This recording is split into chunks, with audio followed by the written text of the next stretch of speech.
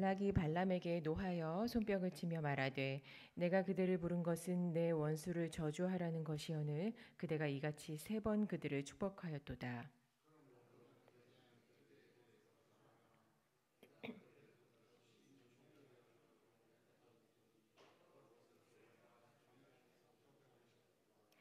발람이 발락에게 이르되 당신이 내게 보낸 사신들에게 내가 말하여 이르지 아니하였나이까.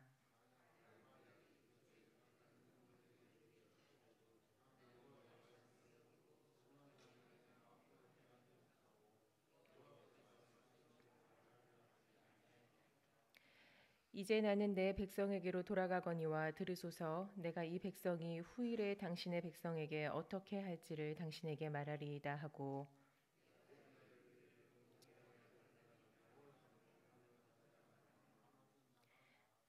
하나님의 말씀을 듣는 자가 말하며 지극히 높으신 자의 지식을 아는 자, 전능자의 환상을 보는 자, 엎드려서 눈을 뜬 자가 말하기를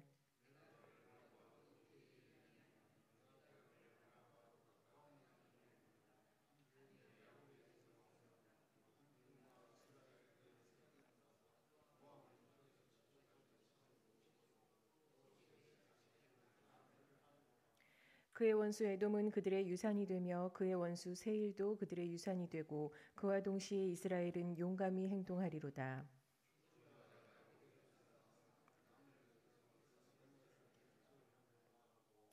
또 아말렉을 바라보며 예언하여 이르기를 아말렉은 민족들의 으뜸이나 그의 종말은 멸망에 이르리로다 하고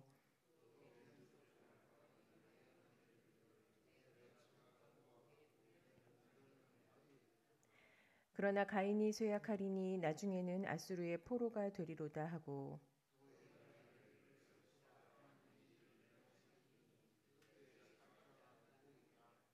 기띨 해변에서 배들이 와서 아수르를 학대하며 에벨을 괴롭힐 것이나 그도 멸망하리로다 하고 함께 읽습니다.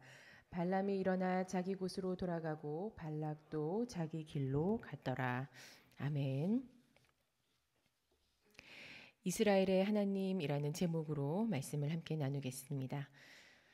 하나님께서도 때로는 후회하시고 계획을 바꾸시는 분이라고 생각하십니까? 성경의 어떤 구절들 때문에 그렇게 보일 뿐이지 실제로는 그렇지 않으십니다. 하나님의 인격 그리고 처음 결정하신 계획은 절대 변하지 않습니다. 약속을 이루어 나가시는 하나님과 하나님의 일이 역동적이라는 거예요. 그 자체가 우리에게는 생명입니다. 성경은 때때로 하나님께서 뜻을 돌이키신 사실을 언급하고 있는데 그건 하나님의 마음이 바뀌어서 그런 게 아닙니다. 하나님은 자신의 인격과 완전히 일치하는 방식으로만 행동하시는 분입니다. 사람이 연약하기 때문에 불순종할 때 하나님께서 여러 방법을 사용하시면서 다른 길을 내시기도 하지만 처음 맺으신 언약, 처음 말씀하신 계획에 대해서는 언제나 자신의 이름을 위해서 그 생명을 끝까지 지키십니다. 오늘 발람과 발락에 대한 마지막 내용을 살펴봅니다. 지금 이스라엘이 가나안 입성을 앞두고 막바지 준비를 하고 있는 가운데 이 발락과 발람의 내용이 마치 외딴섬처럼 들어가 있는 형태입니다. 모압 왕 발락이 발람을 불러서 이스라엘을 저주하도록 사주한 그 이유는 이미 주변국들이 이스라엘에 대한 소문을 자세히 들었기 때문에 그들이 어떤 사람인지 알고 두려워해서 그렇습니다. 땅도 없고 땅이 없다는 것은 힘을 쓸 수 있는 기반이 전혀 없다는 거죠.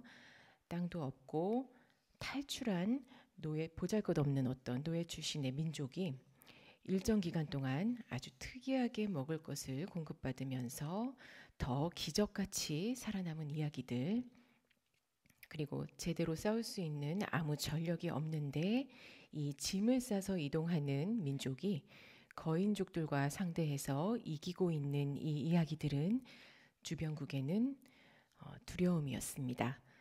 물론 이 두려움도 하나님께서 허락하신 감정이겠죠. 사람은 눈으로 보고 먼저 판단하기 때문에 주변에서 전해오는 이야기 이야기만으로는 두려워하기 어렵습니다.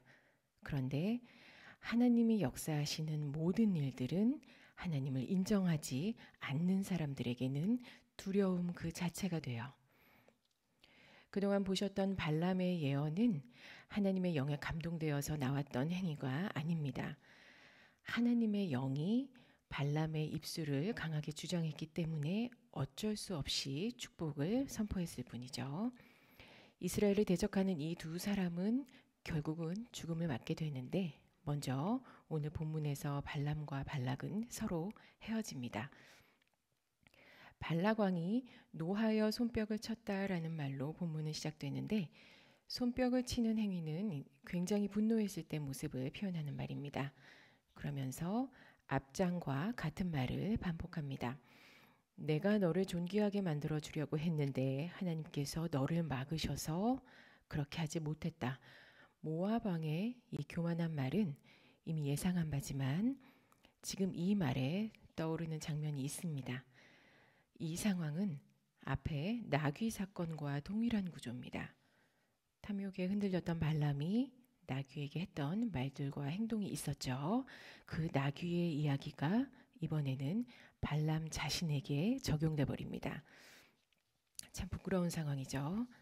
그래도 발람에게서 마지막 예언을 남기는 하나님의 일은 계속됩니다. 발람이 지금 하나님 앞에 바른 마음으로 돌이켰기 때문이 아니에요. 이 축복의 예언은 하나님께서 성령으로 발람을 완전히 통제하셔서 당신의 뜻을 세상에 알리시는 겁니다. 눈을 감았던 자의 말이라고 합니다. 이 말은 전에는 감았었지만 지금은 눈을 뜬 자가 말하기를 이라는 뜻인데 지금부터의 축복이 하나님의 최종 계획을 드러내는 마지막 예언입니다. 한 별이 야곱에게서 나오며 한 규가 이스라엘에게서 일어나서 모압 에돔을 멸한다고 합니다.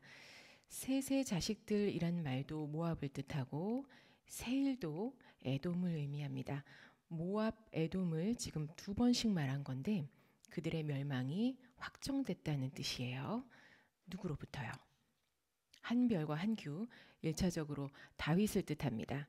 유다지파 다윗 왕. 모압 왕 발락이 지금 이 말을 듣고 있습니다. 모압과 에돔은 후에 다윗에게 멸망을 당하게 되어 이 예언이 지금 맞습니다. 그리고 이어집니다. 주권자가 야곱에게서 나서 남은 자들을 그 성읍에서 멸절하리로다. 다시 야곱에게서 나오는 한 별과 한 규, 또 이어지는 주권자, 유다 가문을 통해 오실 평화의 왕 예수 그리스도를 말하고 있습니다. 계시록 22장 16절입니다. 나는 다윗의 뿌리요 자손이니 곧 광명한 새벽별이라 하시더라. 아멘. 눈으로 보기에 이스라엘과 비교할 수가 없는 모압과 모압 왕을 향한 예언입니다. 다른 자료들에서는 발람을 점쟁이라고도 부릅니다. 이 이방의 선지자, 이방의 점쟁이의 입을 통해서 예수 그리스도가 위대하게 우리에게 오신다는 게 지금 선포되고 있습니다. 이방 모압의 왕 앞에서 이방 선지자, 이방 점쟁이의 입을 통해서 이 위대함이 밝혀지고 있는 것은 무슨 뜻일까요? 이 민수기 저자가 갑자기 뜬금없이 발락과 발람 이야기를 중간에 넣은 이유는 이스라엘이 가나안 땅을 정복하는 것과 그 인근에 힘 있는 나라들을 정벌하는 게 하나님의 뜻이라는 것을 강조하기 위해서입니다. 이 이방 사람들의 입을 통해서 나오는 이야기에서조차 이스라엘의 미래를 계속해서 확증하고 있습니다. 다시 말하면 하나님께서 처음부터 계획하시고 언약하셨던 모든 것은 반드시 이루어진다는 것을 이 발락과 발람의 본문을 통해서 우리에게 설명하고 강조하고 가르쳐주고 있는 겁니다. 좁은 길을 가는 게 성도의 신앙이라는 말을 합니다. 좁은 길이 어떤 뜻인지 알고 계시죠? 언약을 붙잡고 가는 길입니다. 약속 붙잡고 가는 길이죠. 모두가 하나님으로부터 약속들을 받습니다. 그리고 그 약속을 지키실 하나님을 바라보면서 소망을 갖고 살아갑니다. 인생에 대해서 감히 말씀드리는 건 죄송하지만 이 좁은 길 가면서 발락과 발람의 일들이 왜 우리에게 없겠습니까?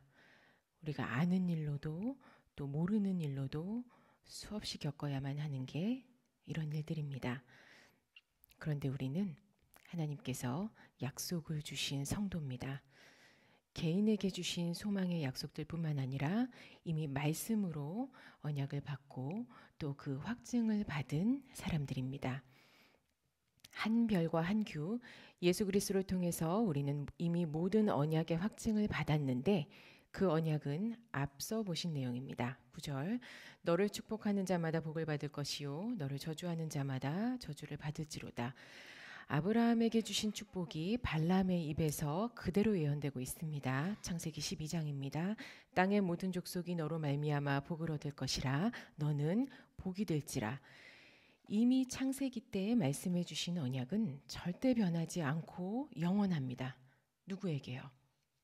저와 여러분이요. 저와 여러분이 복을 끼치는 대로 복의 근원이 된다는 하나님의 약속이 우리에게 주신 전부입니다. 하나님께서 나에게 복을 선포하시고 복을 주신다 약속하셨으면 그 약속은 바로 하나님이에요. 상황과 환경과 감정과 눈으로 보이는 것을 믿어서 받아들이는 게 아니라 그 약속을 받아들이셔야 됩니다.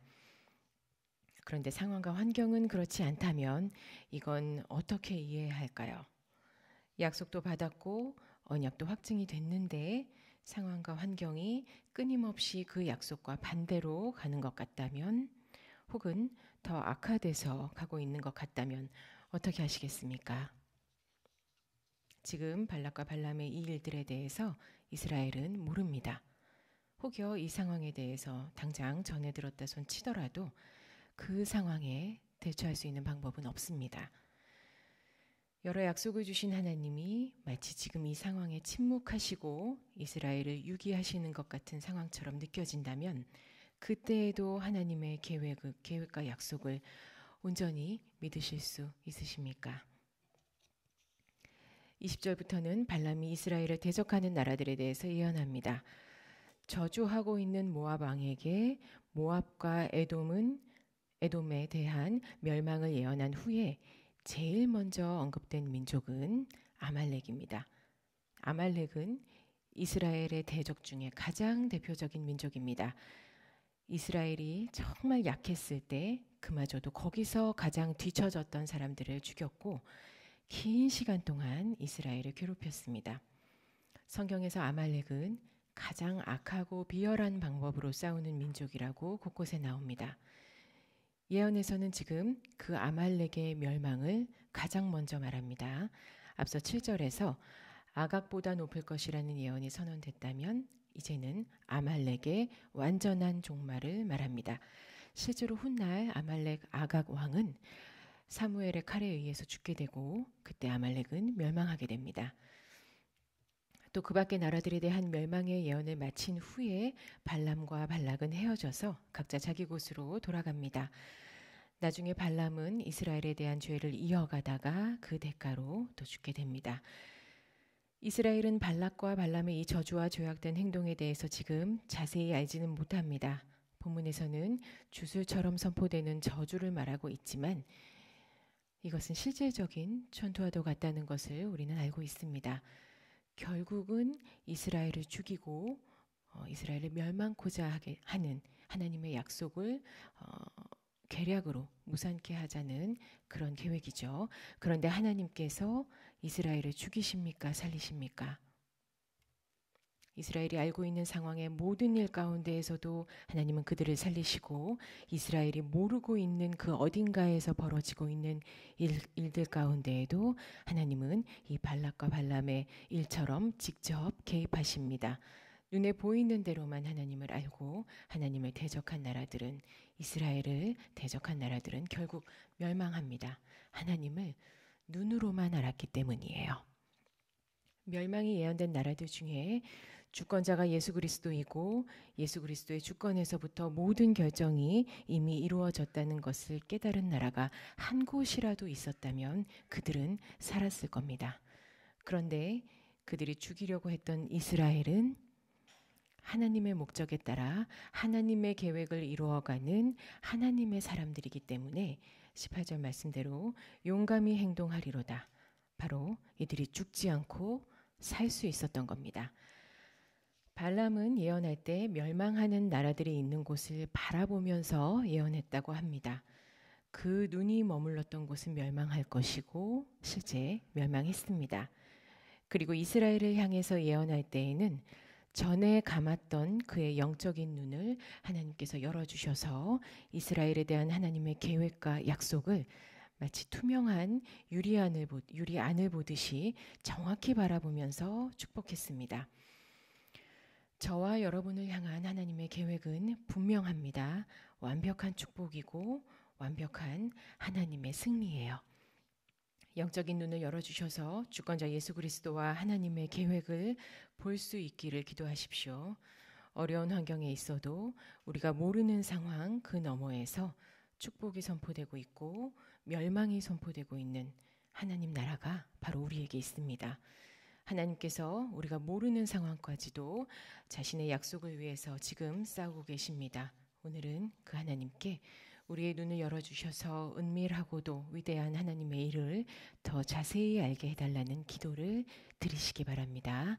하나님께서 우리의 기도를 들으시고 알게 해주시고 약속을 확인해 주실 겁니다. 오늘 그 응답받고 돌아가시는 기쁨이 있기를 소원합니다. 기도하시겠습니다.